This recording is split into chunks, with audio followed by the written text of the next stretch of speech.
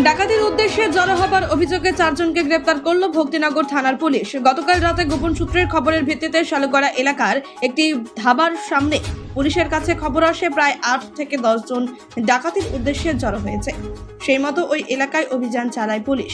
পুলিশকে দেখে বাকিরা পালিয়ে গেলেও 4 জনকে গ্রেপ্তার করতে সক্ষম হয় ভক্তিনগর থানার সাদা পোশাকের পুলিশ।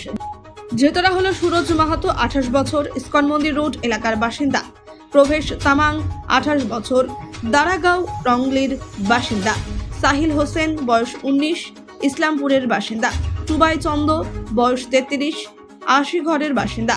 ধৃতদের রবিবার জলপাইগুড়ি আদালতে পাঠানো হয়।